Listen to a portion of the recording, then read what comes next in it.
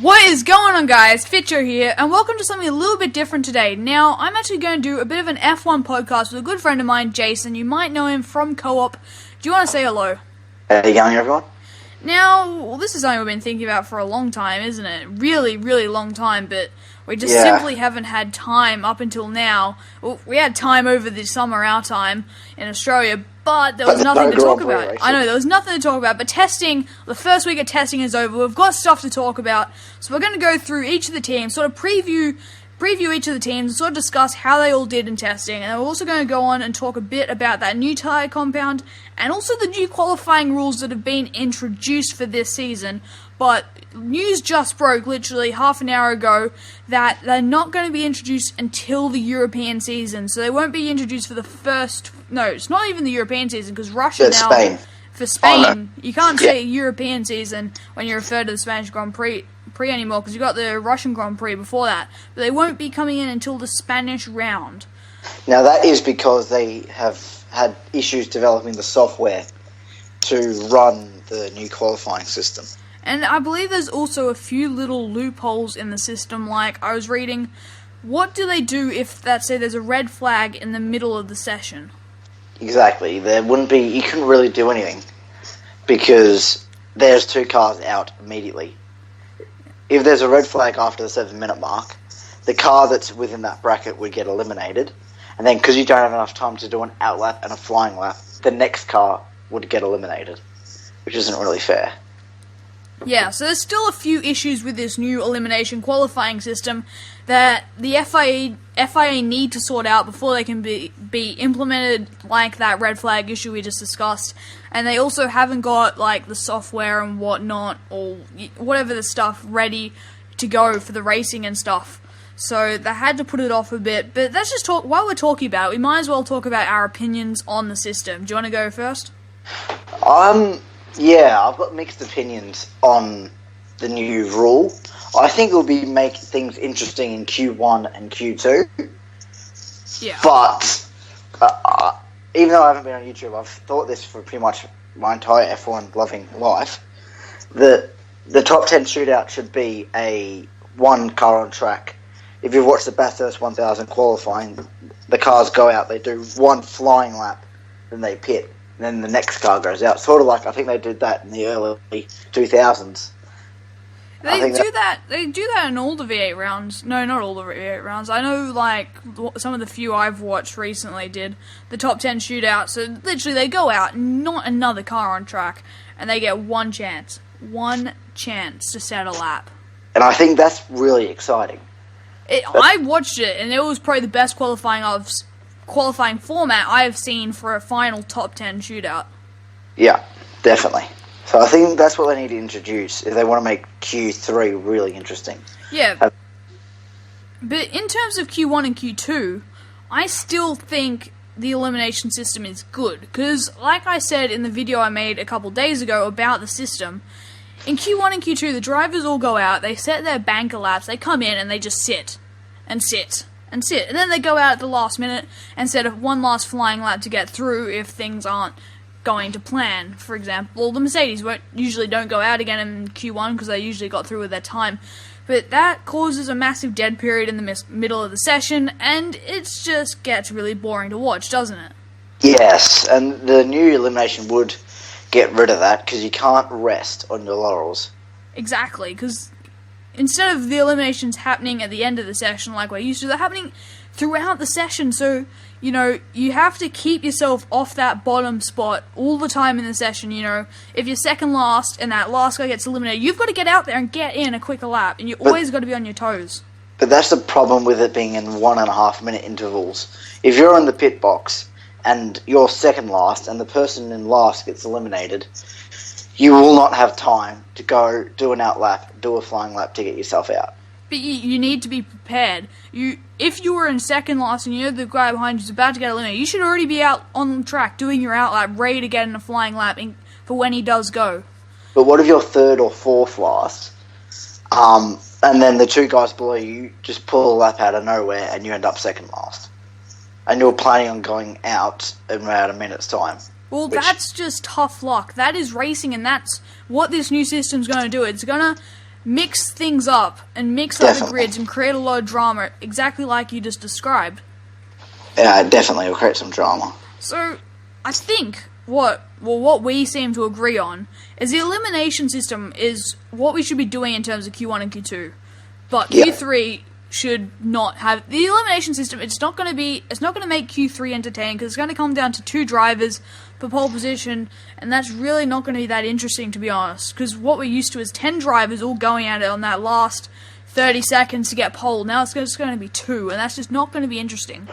So, if they want to have 1 or 2 cars on the track at a time, they really should do the Bathurst style, V8 Supercar style top 10 shootout. Yeah, that's what we think they should do. They should have the elimination system for Q1 and Q2, and then the Bathurst style, V8 Supercar style top 10 shootout for Q3.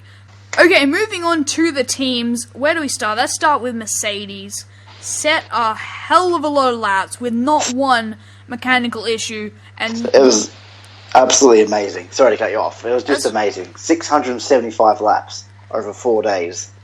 That is an incredible number of race distances. Because the race at the Circuit De Barcelona Catalunya is 66 laps, so that's over 10 race distances. Oh, it's over 11 race distances, isn't it? Oh, no, not it's quite. Just over 10. It's late at night, my maths. Yeah, not quite. It's over 10 race distances. It's absolutely ridiculous. 4 days. It's ridiculous. With no mechanical issues, which that's just scary. That's scary for the other teams to see the Mercedes be able to be that consistent, setting that many laps with not a single issue. It might end up shooting them in the foot though, because they haven't had a single fault to fix. And if they get to one of the Grand Prix and they haven't experienced a fault throughout testing, throughout the first Grand Prix, they experience a fault, they will not know what it is. If you look at a team like McLaren, who's experiencing fault after fault, McLaren haven't been that bad this season so far. Oh, but days 3 and 4 were bad. Let me ask you a question when you're saying what you're saying.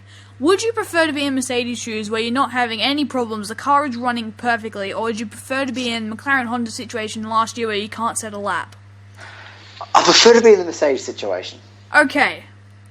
I'm just saying that if something goes wrong, because they haven't had experience to fix it, they might be a bit slow reacting. Because Mercedes, as we've seen, can make some really silly mistakes. They can, but it looks like they've got this car down pat, really. Yeah. The other important thing to note, yes, they didn't get onto the top 10 testing times, but they only went out on medium tyres for the entire test. That's all they ordered from Pirelli. So you can't look at their lap times, really, to compare them. All you can look at is their insane reliability. Yeah.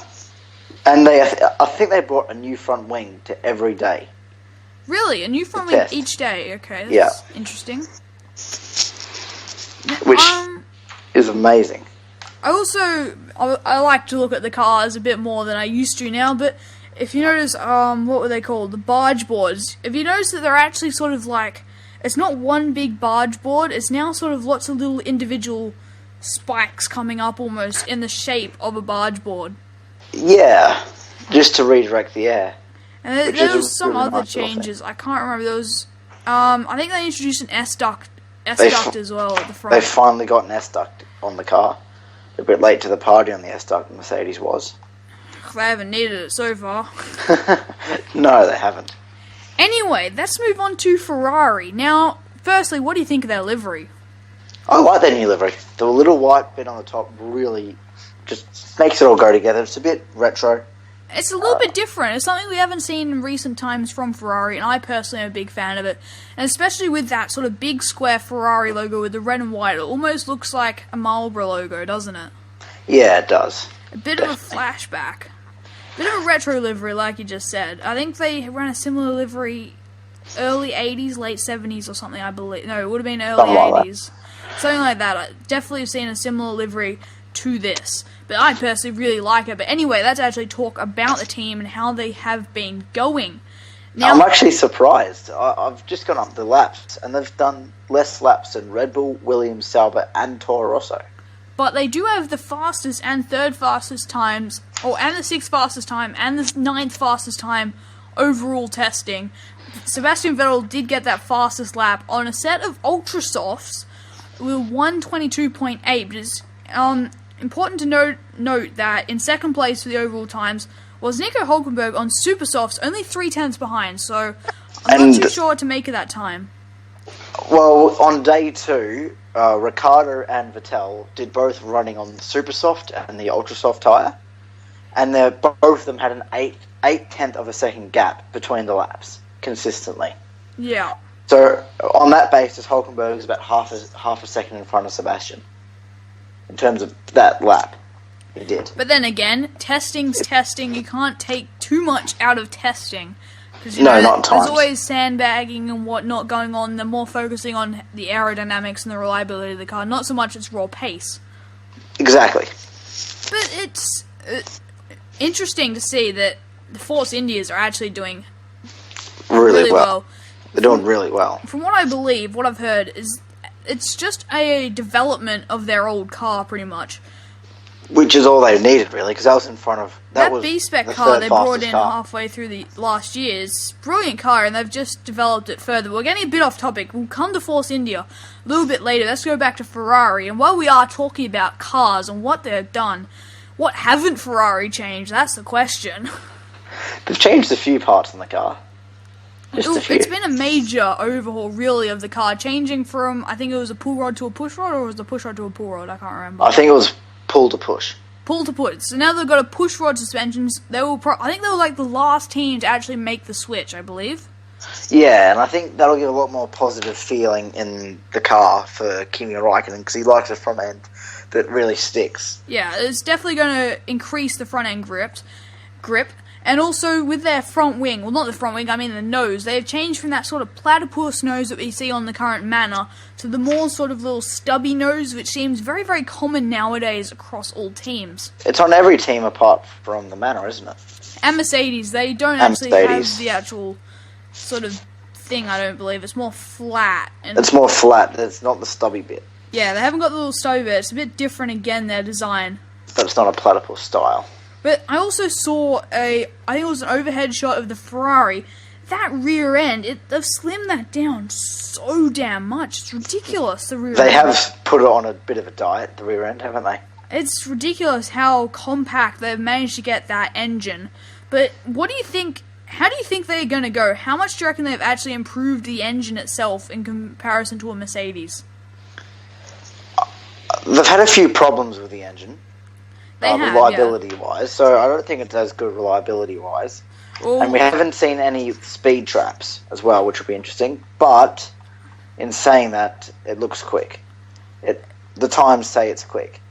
The main question here is, do you think that they can catch Mercedes and challenge Mercedes this year? I think so. I'm still not too sure, as we still haven't seen the full potential of that W07 yet from Mercedes. I doubt we've seen the full potential from the Ferrari. I know, but I still think there's a lot more to come from that Mercedes, because I've heard Hamilton saying he just wants to push the car, and they're only running on medium, and they haven't had a single issue so far. So I'm a bit skeptical. I think that car, the W07, is going to be scary fast. It was probably going to be scary fast, definitely. I just hope Ferrari can match it, but I'm not sure. They have gone, like we just discussed, they have gone for a big overhaul of the car, but I'm not sure if that's going to be enough. I'm not No, I think they will be able to be there. Anyway, moving on from a team that's completely overhauled their car to a team which it looks like the exact same car, Williams. What have they actually changed? They may have got a new photocopier. Apart from that, not much has really changed. They've changed a few little components on the front wing, a few little components on the rear wing, but overall, it's a very similar car. Yeah, the first thing I noticed, when I saw the new Williams car, the first thing I actually noticed is they had the sponsors on the front wing were slightly different. Like that, I was searching for changes, and that was the first one I found.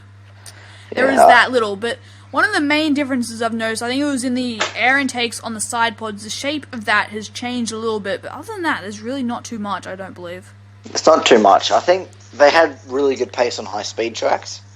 They needed to fix. Like Monaco was a disaster last year for. Yeah, I remember hearing they wanted to improve the front wing a bit. I haven't really had a look. I think it is improved a little bit, but I don't think it's actually changed a whole deal. No, and I'm just looking at the times, and yeah, they weren't in the top 10. No, they're not. I've got the top 10 up, and I can't see them there at all. No, they weren't in the top 10. So look, I'm sure they've got a decent car. They always have a decent car. They're always sort of there or thereabouts, but they finished third, not sort of 14, 15. Good enough to win something. No, the last couple years, they're sort of I don't know how to describe Williams. Really, they're not midfield and they're not front runners. They're sort of somewhere weird in between. Yeah, they're a really odd team. They're doing really well, but they just need to get some more downforce out of that front wing, and then who knows what they can do. They have the potential there, especially in their drivers, with one of the best talents, up-and-coming talents, Valtteri Bottas, and what looks like a pre-accident Felipe Massa in the car. So. He's gotten a lot better. I think the new environment has really helped. It's brought back old Felipe. Yeah.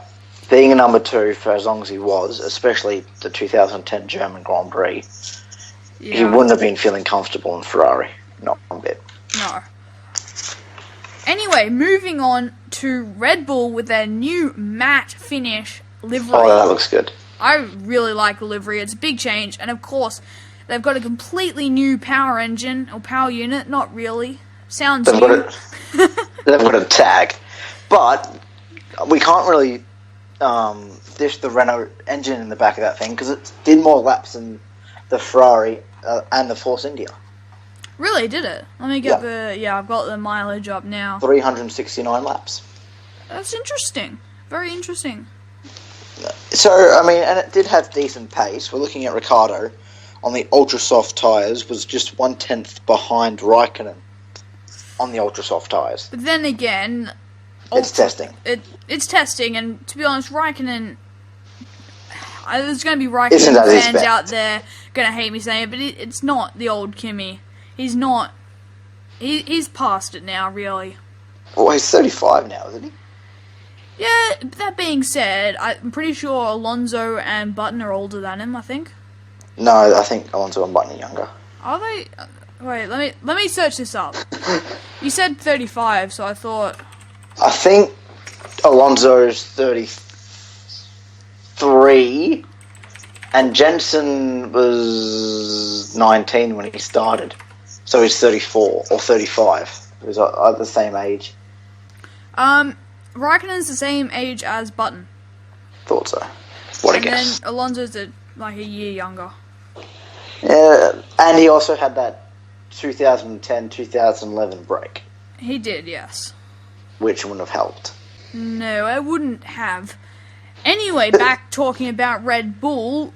Again, they've probably got the best chassis on the grid, but that Tag Heuer, or should I say Renault, is going to let them down again this season, I think, because it doesn't really seem like they've made that many improvements to the car. But have a look at the rear end of that car. If you've got a photo of it, look at it. That thing is tight. It seems to be a big trend this year. All the teams seem to have been tightening up that rear end. It gives the car so much better aerodynamics. It definitely does. But is that pushing it too far with the Renault engine? I guess we'll have to wait and see. Anyway, moving on to a team that's been rather impressive so far in testing, albeit it is just testing, and that is Force India, running almost an identical livery and a very similar car. It's just a development of that B-spec car they brought in halfway through last year, which was actually a really, really good car with those nostrils on the front.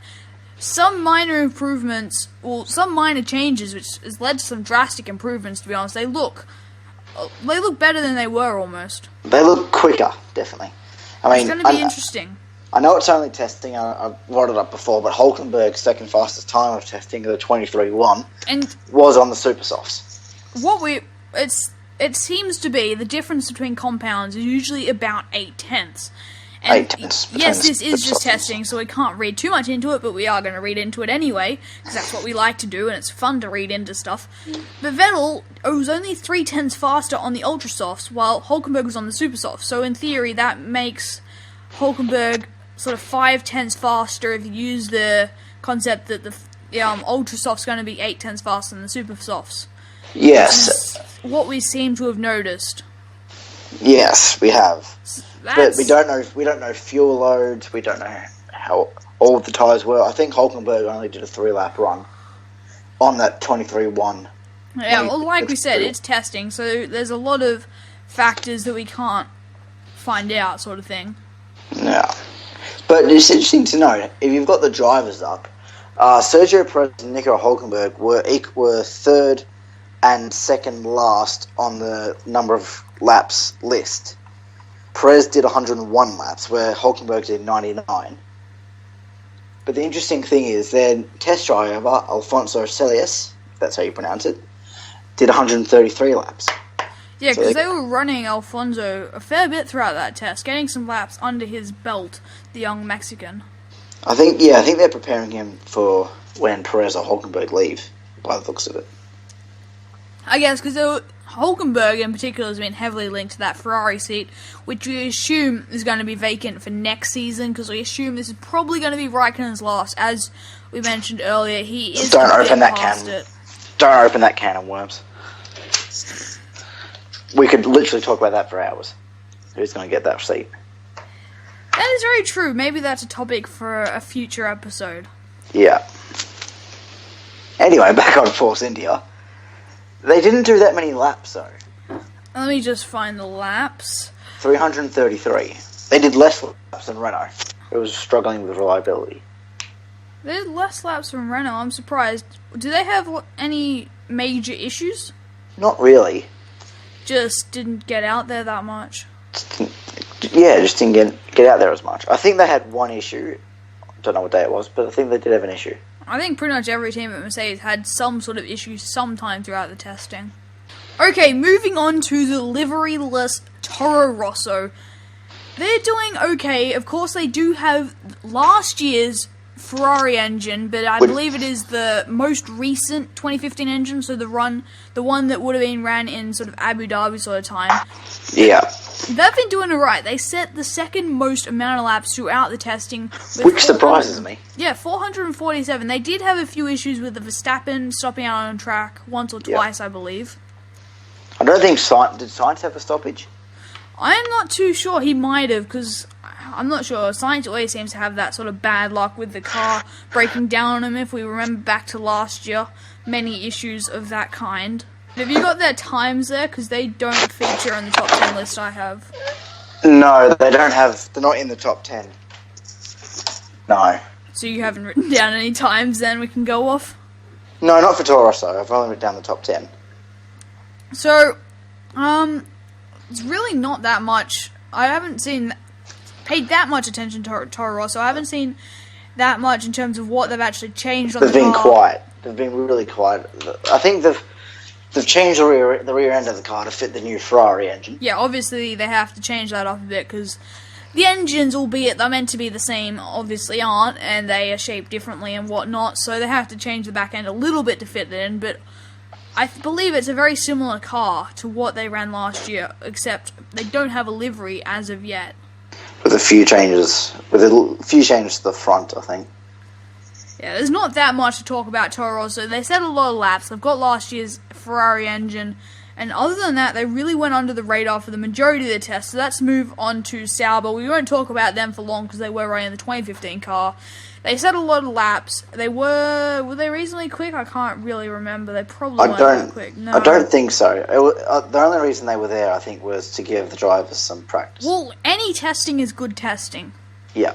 So they had the opportunity to get on track, and they took that opportunity, saying the third most amount of laps, 426, albeit with their last year's car, with this year's livery, which looks like last year's livery, but there's really, you can't say much about Sauber at the moment until they launch the 2016 car, which I believe is going to be coming for the next test next week, isn't it? It'll be here for the next test. Anyway, moving on swiftly, McLaren Honda. Oh boy. It looked promising at first. The first 2 days were faultless, weren't they? The first 2 days were faultless. And then things went a little pear-shaped. I don't believe in karma or anything. When did things start to go wrong, though? This is ironic. When did things start to go wrong? Day 3. And what happened day 3? They sacked Arai. Yeah. It's just a bit of Arai having a bit of a smile. Yeah, I guess you could say that, but I think I can't remember how many issues they had, but the one I remember reading about, the first issue, was only a coolant leak, which, to be honest, it's the sort of thing that could happen really to any car. It's not something major like a MGU cage failure or anything like... What did I just say? MGU cage. Far out. You've done it again. I did that last night when we were talking about this. Yeah, so MGU-K failure. So it's really nothing that major, that first issue, but I believe they might have had a second one. I can't remember now. They had a massive issue on day 4. I can't remember what the issue was. I'll just have a look. I believe they only set 3 laps on that day 4 in the end. They did 3 laps, exactly. They did 3 installation laps, which I'm sorry. I've got McLaren blood running through my vein, but it's just not good enough. It's not good enough at all from Honda. But let's just, before we go and trash talk Honda, which we will do because we are McLaren fans, on the first 2 days, day 1 they did 84 laps. That was about the same as the Sauber. Second most laps out of 84. Third most laps out of anyone, with Sauber doing 88 and Mercedes doing 150, something ridiculous. They set a lot of laps on day 1, third most. And day 2 they set 119 laps, which again is a lot of laps. And nearly 2 race distances with Alonso. But surprisingly enough, saying that's a lot of laps, that is almost below the halfway line in terms of all the teams and how many laps they actually set on that day. It's proving how reliable the V6s have become. It is. It's rather surprising because this test, 100 laps a day is normal almost, to be honest. Which we never thought we'd be saying that after the 2014 first test. I know, it's really surprising how these cars have turned around and actually become reliable. Going back to Mercedes for a minute, 675 laps without a single issue is remarkable. But anyway, back to the McLaren Honda we're talking about. They set a lot of laps in the first 2 days and things went pear-shaped very quickly. Yeah. But I have read they're doing this weird thing. So they're running an A-spec engine for the first test, which is what they've run for the last 4 days. And then next week for the second test, they're running a B-spec engine. And then by the time they're going to get to Melbourne, they're going to run a C-spec engine with the best bits of Spec A and Spec B engines. Oh, God. So it's sort of like one of those compilation albums of big artists. Yeah, it's going to be weird, and I don't know how it's all going to work out, but looking at the amount of laps completed in this first test, it looks like there's a lot of good components from the A-spec engine in terms of the reliability. The pace still isn't there. Hopefully that comes in that B-spec engine, and hopefully when they put the 2 engines together, they don't just fuck it all up. Yeah, there's a very real chance of that happening, though. I mean, yeah, it's just been disappointing from watching in the sidelines. But they have done 2 days of filming between the tests. True. And apparently they haven't had any major issues. Major issues, okay. What does that mean? I'm just looking at an article on motorsport.com. They haven't had any issues. Oh, okay, that's actually really good. But anyway, let's move on from... Oh, actually, before we move on from McLaren, what do you reckon of their new livery? I reckon it's toned down from last year, and I personally don't like it as much. It's toned down from last year. They should still have the McLaren tick on the... I've got a complete mental blank. What is it called? The nose? On the nose. Yeah, sorry, that was really awkward. I forgot what the nose was called. But they should have that McLaren tick, like they had last year, on the front of the car. It's like they've loaded their last year's livery in Photoshop, like, okay, let's delete this bit of colour and this bit of colour and pick a really stupid font for the number. Okay, that looks good. Yeah, let's go with that. Compared to what we had last year in terms of livery, I really don't like it particularly. Anyway, moving on to a livery that I actually really like, and that is Manor, with their new orange and blue colours and their all-new driver lineup of Pascal Wehrlein and Rio Haryanto. The year of news for the Manor, really, because they've got the Mercedes engine in the back of that thing as well now. Yeah, 2016 engine, important to note, because last year they were running a 2014 Ferrari engine with a 2014 car, which was really not that dreadful. Which is a bit unfair on Stevens and Rossi. And Mary. Well, Mary didn't deserve a good car. Did he? Did he? He didn't deserve a good car. Go away, dog. Sorry about that. My dog decided it would be a great time to bark in the middle of the podcast. But anyway, they've got a lot of new staff, a complete overhaul of the entire team, new car, new engine, a Mercedes engine, importantly, new drivers, new staff, new everything. Yeah. Yes. Dog. Hush. The only thing that's the same last year is the name, and that's it. Well, it's not completely the same. Oh, I got Manor. It's Manor Mercedes, not Manor Marussia. No, you're still wrong. It was Manor Marussia, now it's Manor Racing, so it is different. It is different, but they've got the same first half of the name. Yes, they do. You can't tell me it's the same as last year. It's a miracle. But what do you think of their livery, first of all, and their new colour scheme? I like it. We need colour on the grid, so I personally think it's really, really good. Well, there's one team needs colour. We've got silver, white, black. Well, silver's like, it's pretty much grey, and that's just, yeah. I don't know, I personally like colourful cars, but I'm going to have my rant about liveries in about 2 teams' time. I'm sure you figure out who I talk about next, and then after that, by that comment. But anyway, let's just go back to Manor. They have that sort of 2015 Ferrari nose, the sort of platypus nose style, don't they? Which it worked for Ferrari last year, so there's no reason it can't work on the Manor. But go on. The important thing is to note, Ferrari used it last year. This year they've changed to the stubby nose. McLaren used it for the first half of last year, and they changed mid-year to the stubby nose. Everyone seems to be moving away from that platypus nose, and I think they've only really gone for that because it's going to be a lot simpler to make. Yeah, definitely. It's a cost. The cost is involved in that, definitely. And same with their decision to hire Rio Haryanto, but we'll get onto that in a minute. Yeah, but timing-wise... Sorry about that. She's barking at her reflection. I'll be back. Oi! Bit of an interval here. Yeah, so it gives me time to find what I wanted to find, which was Wehrlein's time.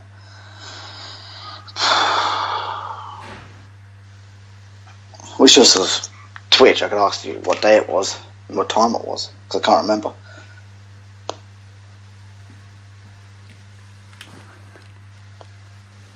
Sorry about that. I'm back. Yeah, the car looks pretty good though in the hands of Wehrlein. It did like a 125 on softs. Yeah, or mediums.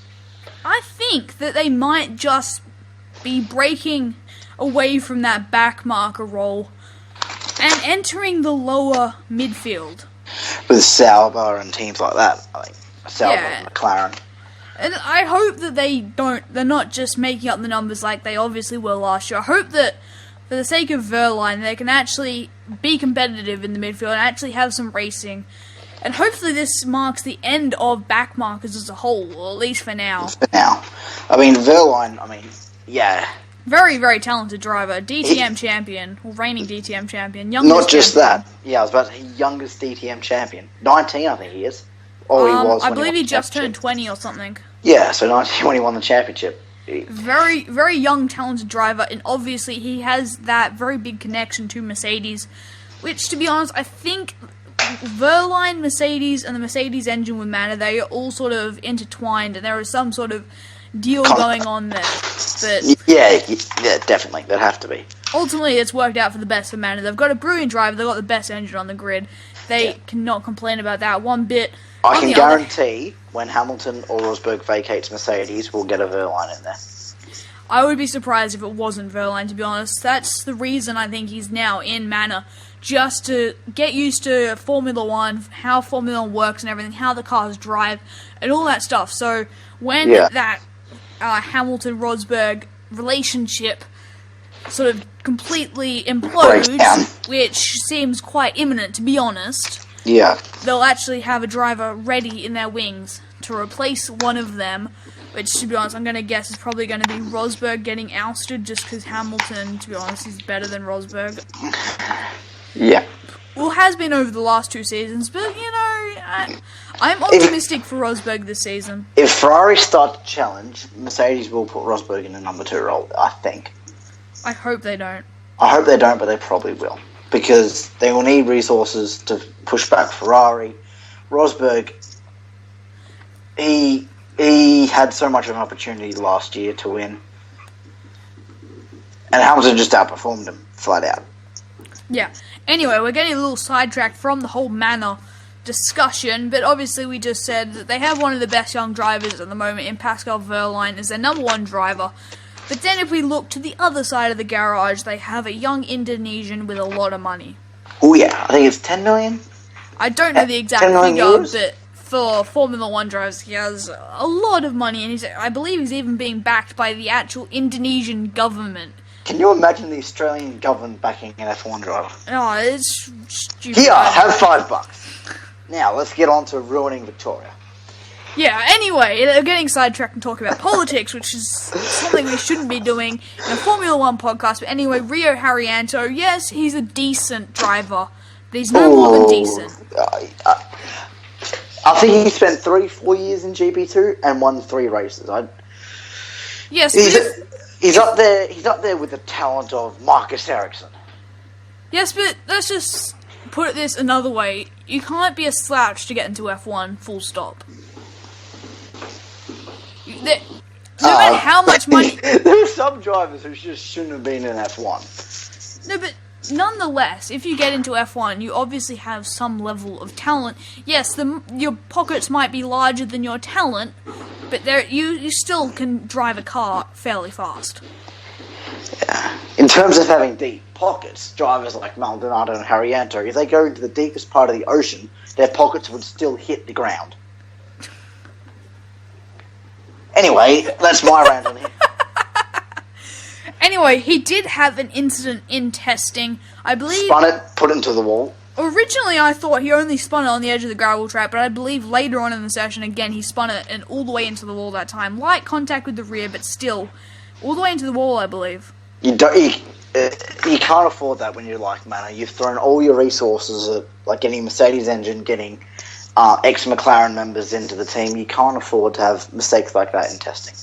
I believe, to quote Manor, Haryanto mistakes to be expected.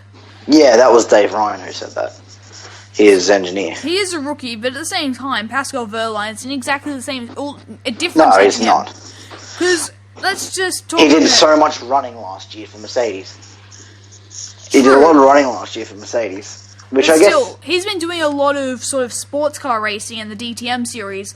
But Rio Haryanto, he's been in open wheelers for a long time, so really it's not as big of a change for him going from a GP2 to a Formula 1, from a DTM to a Formula 1. It's a bigger change. Yeah, it is a bit of Yes, he had a bit of experience in the Formula 1 last year with Mercedes, but still going from DTM to Formula 1 is a bigger jump. And if anything, you'd expect more, for that reason alone, you'd expect more mistakes from Wehrlein than Haryanto, yet Haryanto was the one to back it into the wall, and for some reason, I can almost see him not becoming the new Maldonado in terms of crashing into people, becoming the new Maldonado in terms of Formula 1's whipping boy. Yeah, I think... Yeah, Chilton has someone to hang around with, but... Speaking of Chilton, a little off topic, he's actually signed in, I think it was... Chip Ganassi in IndyCar, which will be interesting to see how he went after last year in the Indy Lights. But anyway, we can talk about that another time if we want to do an IndyCar podcast, but we're talking about F1 let us know in the today. comments below. Yeah, anyway, we'll move on from Manor to F1's new team, Haas. America!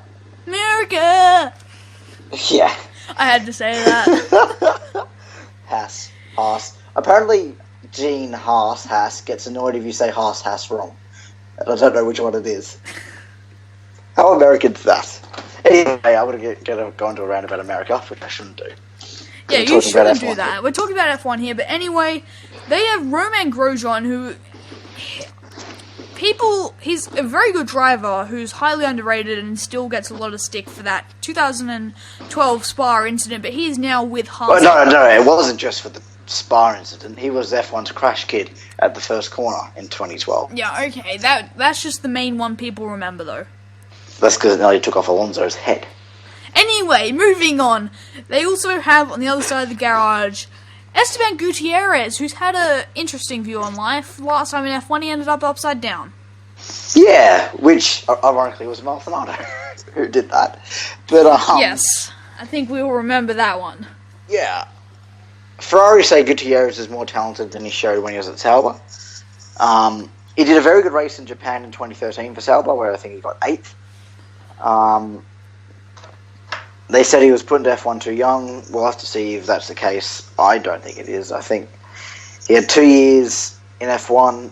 I think he would have scored points in Monaco in 2014 had the car not let him down, but... I don't know what to think about Gutierrez. They're trying to make excuses as to why he didn't do well in that first stint. And in a way, I sort of want to remain optimistic and open-minded about him, but at the same time, that original stint in Formula 1 still is on my mind. It's sort of... I don't know, I think he was almost brought in just for the money's sake, because the other option was Jev, who, talent-wise, surpasses Gutierrez, but not money-wise. Yeah, but you got to expect that. Haas is a brand new team. Yeah. Actually, there's no... What's Gutierrez's sponsor? Telmex. I think so. There's no Telmex on the car. There's no Telmex logos on the car. They haven't really got any main sponsor on the car, as it stands. No. They've got Richard Mille, the watchmaker, Pirelli, and Haas. Yeah, they don't really have much sponsorship. And yes, Gene Haas is a rich guy to start with, but... And they've got the American flag. How Americans are.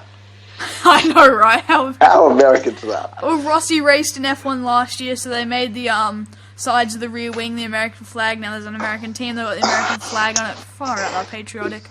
They are the most patriotic pieces of crap ever. For some reason, I don't feel a lot of them will be patriotic if Donald Trump gets elected, but that's a discussion for another day. We're talking about F1 here. Yeah, you're about to send me on a rant. Yes, but seriously, Donald Trump, if you want to be a dick, do it properly. You're not doing it properly at the moment. Yes, the wall he wants to build between America and Mexico doesn't span the entire border. Good one. Anyway, stop. Let's not get sidetracked. We do this too easily. Back to Haas. They had that front wing failure on day one at top speed down the main straight. Would have been a scary moment for Romain Grosjean, but other than that, they've done reasonably okay. They've done reasonably okay. I don't think they hit the top 10, but no, they didn't. That was Ferraris and Red Bulls. They only set 281 laps as well. They didn't set that many laps. 9th out of all teams in terms of actual laps completed. Yeah. But, only McLaren and Manor were behind them. Yeah, but you have to remember this is a brand new team coming into Formula 1. There's always going to be issues at the start and teething problems, and this is to be expected. I don't really accept that as an excuse from Haas. The only thing they've got to worry about is operating, because they've got Dallara makes the parts, Ferrari gives them parts, and there's another connection there. Ferrari make the parts and supply them with a wind tunnel. That's what I was thinking of. And Dallara make... And supply them with their development driver in Gutierrez. Yeah, so it's no excuse from Haas that they're a new team, because they're basically just operating a car. They're not building a car. Yeah, but still, coming into Formula 1, there's always going to be issues no matter what, to be honest. Yeah. Teams don't come into Formula 1 and be flawless, except for Brawn, which is a unique case, to be honest. Well, that's because they just used the Honda base. And they stuck a Mercedes in it, didn't they? Yeah. Yeah, anyway, let's not get sidetracked. Talk about Brawn. I've got Jenson Button's beautiful Brawn half-scale helmet sitting right next to me, my prized possession. But anyway... What could have been that season? If you don't know, just quickly, I'll be 2 seconds on this. If you don't know, Bruno Senna, if Honda had stayed in F1, Bruno Senna would have replaced Barrichello. That would have been pretty good. I feel bad for Bruno Senna in a way. He was a talented driver, but never really got the opportunity. He was okay. He wasn't as good as his uncle. Okay, yes, but... We're getting off topic. Now we're talking about Bruno Senna, who's a good driver, comparing him to the freaking GOAT. So that's just... That's really almost an unfair comparison. But anyway, let's just carry on. Is there anything more really to say about Haas? But a few early teething problems as a new team, but that's to be expected. And they've been impressive. For a new team, they've had a very good run so far. Yeah, definitely. I think they've got the talent to get points this season. I hope so. I hope Romain Grosjean, who personally is one of my favourite drivers, gamble going to the brand new team Haas. It pays off for him. I hope it does. It wasn't a gamble. It was to get Ferrari connections, in my opinion. Okay, fine. Whatever you want to say. Yes, there's still a bit of a gamble in it. But I guess leaving Lotus is what anyone in that situation would want to do. Anyway, Lotus left Lotus. Of course you got to leave. Anyway, speaking of Lotus, or as I should say now, Renault. Two new drivers, or not completely new, two new drivers for this year compared to last year in Kevin Magnussen and Jolyon Palmer. Jolyon Palmer being the 2014 GP2 champion, making his Formula 1 debut, and Kevin Magnussen getting a rare Formula 1 second chance. Well, it's a very, very much deserved second chance. He was treated really harshly by McLaren. Yeah, it's deserved, but to be honest, how often do you see a driver get kicked out of Formula 1, and how often do they actually get a second chance? He wasn't kicked out, though. That's the thing. Okay. I don't think he was kicked out. He sort of was, because he was replaced by Alonso. No, but McLaren had three extremely talented drivers, and the only fair way to decide was pulling the names out of a hat. I highly doubt they pulled names out of a hat. But when you've got talent like that, you can't really say one got kicked. I don't think he got kicked. McLaren wouldn't have kicked Magnussen if... No, I don't think they kicked him. They just asked him to move aside for Alonso. Well, okay, then what would you call being moved aside, then? Would you call being kicked? If he was kicked from McLaren, he would have been kicked from McLaren. If McLaren didn't see any talent in him, they wouldn't have kept him on as a test driver, and he definitely wouldn't have got the 2015 start in Australia. Well, not start, but 2015 run. He wouldn't have got the drive for 2015. Stoffel would have got that if they didn't believe Magnussen was quick enough. Yeah, but he's still been kicked out since Stoffel has become their reserve driver. Yeah, he didn't leave on the best of note with McLaren. Anyway, we're getting sidetracked again. Again. Let's return to talking about Renault. Well, we can't really talk about something we can't see, can we? Yes, this was when I said I was going to go on my livery rant. It is a shame we can't actually see the Renault car. It's just like two little yellow specks going around the track. Yeah, pretty much the car blends in with the track. Yes, but they did say it's got to make the racing interesting, to be honest. How are they going to lap them? Oh, with great difficulty. Yes, but they haven't been that quick, but they have set 343 laps over the 4 days, which is pretty good. And they set 153 laps on the final day, which is the same as Mercedes did on the first day. I want to surprise you with a fact, right? Okay. Hamilton and Rosberg obviously did the most laps in terms of drivers, those two. There were 11 laps between them. Guess who did the third most number of laps? K-Mag? Yeah. Okay, interesting. 264 laps, 1.2 thousand kilometres. So that's rather interesting. Yeah, Palmer only did 79 laps, poor bloke. Yeah, but the Renault, it's still slow, the engine, isn't it? It's slower, and they put it in the back of the worst of the Mercedes podcast last year. Yeah, so they've got one of the worst chassis, and then the worst... Which is the worst, Honda or Renault? Honda. They've got the second worst engine and one of the worst chassis, so yeah, that combination is gonna... It's gonna hurt them. It's gonna hurt them, but I hope that they can sort of sort that engine out and hopefully get some sort of aerodynamics working on that car, because they really... The only thing that was keeping them afloat in terms of competitiveness last year was the Mercedes engine. One thing I want to say about Renault is that I prefer their approach to Honda. Because you remember Honda came into F1 and said, right, we're going to be winning the races by the end of 2015. Renault yes, they did. Renault have said, give us 3 years. Give us 3 years of teething, of trying things, and then we'll be competitive in 2018. That's still a very long time frame. Oh, no, but they haven't made any false promises. That's what I'm trying to say. Whereas Honda came and said, right, Honda. we're going to be competitive. Honda, yep. What do you mean by that? Races, false promises. Winning races by the end of 2015. Here we are, 2016? Haven't even gotten the podium. 25 points later. Yep. Or 26, whatever it is. Yeah, it's... too small for me to give a shit about. Anyway, we're getting off topic yet again. Sorry. Okay, Renault, their drivers. Kevin Magnussen, we've just sort of discussed. Jolyon Palmer, 2014 GP2 champion, a talented driver, but then again, he did spend a lot of time in GP2, 4 years before he won the championship. Yeah, it's a lot of learning time.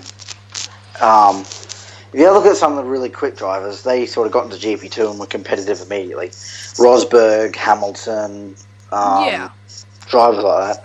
I think if we just stay on GP2 quickly, Fabio Lima was really impressive. Don't think he spent many years in GP2 before he won the championship in 2013, so... Yeah.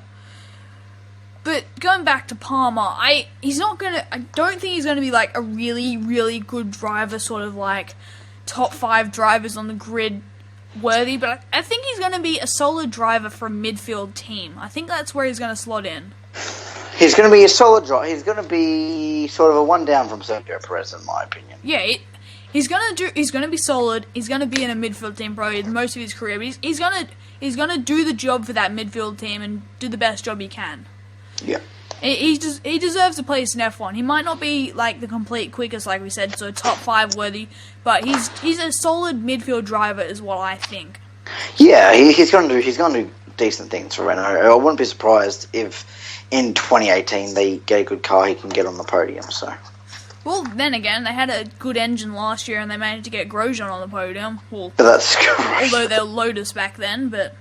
They were Lotus back then. That was one hell of we're about to get off topic again, but that was one hell of a weekend for Lotus.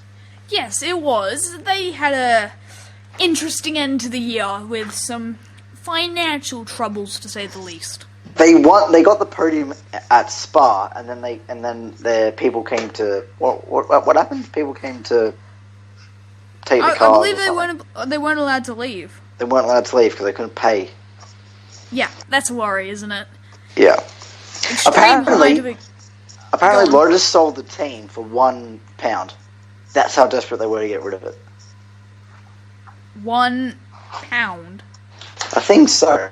That's essentially the amount of money I'm holding in my hand right now. Like, I know you can't see it, but I'm holding like a $2 coin right now. I am holding what Lotus is worth. Renault bought Hal Genai, which ran Lotus, sold Lotus to Renault for £1. Yep. Far out, £1. That's how desperate Lotus were to get rid of it. Well, if I'd known that, I would have bought them.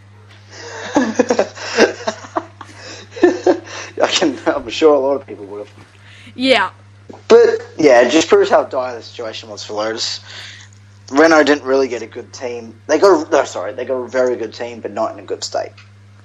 Yes, they've got a good driver lineup. They're a decent team, though, of course, based in Enstone. And, like they said, 3 years is probably realistic. And then we might see something of them, but we need to let them teeth for a little bit. Yes, they have been around F1 in terms of essentially it's the same team that was running Lotus, except some new head guys, but a lot of the actual employees of the team are the same, with a new name. Some of the employees go back to the Benetton days. I know, it's ridiculous, and they've also been around F1 for a long time in terms of actually engine manufacturing, as of course they were supplying Red Bull throughout that dominant era of 2010 to 13.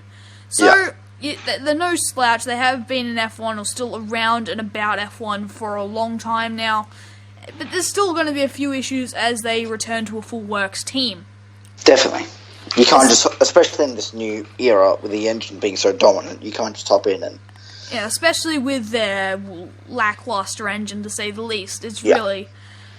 not up to par. It's up to par against maybe a Honda, but that's about it. In terms of the Ferrari and the Mercedes, the two dominant engines in Formula 1 as of now, it really just doesn't hold its own, and they need to sort that stuff out sooner rather than later.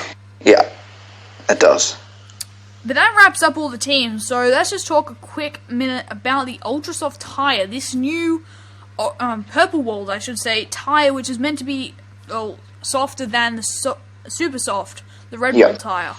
8/10ths quicker roughly. We talked about it a bit earlier with some of the timings.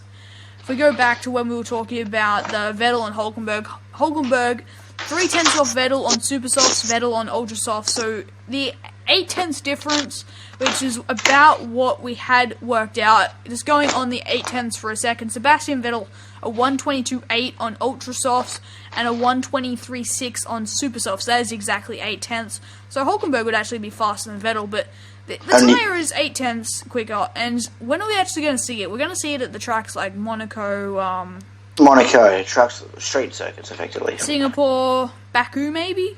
Canada. Maybe not Baku, because that's quite a... if you look at the layout, that looks like quite a demanding track on the tyres. Yeah, I haven't really looked into it too much. We're not going to see the tyre that much, but it's going to be interesting how it plays out with these new rules where they're going to have 3 dry compounds available to them every single weekend. Yeah. 2 set by Pirelli and 1 the teams can choose, I think.